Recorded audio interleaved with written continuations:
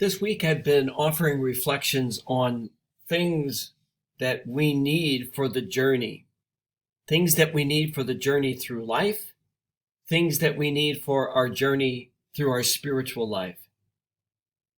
Today's first reading from the Acts of the Apostles is focused on healing, actually two healings. So in the beginning of the story, Peter comes across a man named Aeneas.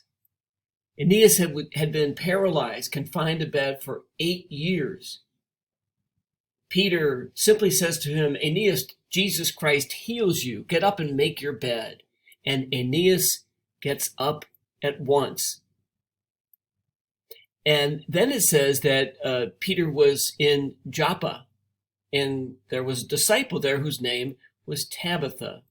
She had done a lot of good deeds, but then on one day, she fell sick and died. So Peter comes at the invitation of one of Tabitha's cohorts, friends. And so Peter gets up and goes with them. He goes to the room where she is laid out.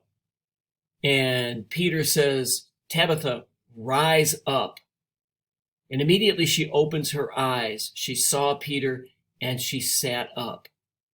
Amazing stories of healing. We too, in everyday life, need to heal and to be healed. There are times in our everyday lives when we're called upon to build unity rather than division.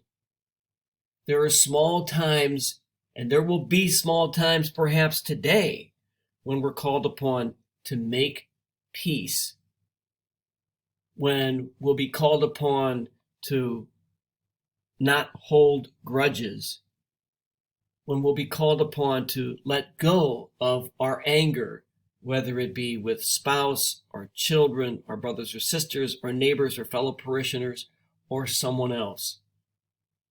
Let's keep in mind that Peter healed through the power of Jesus, and that we are called both to be healed and to heal each other also through the power of Jesus.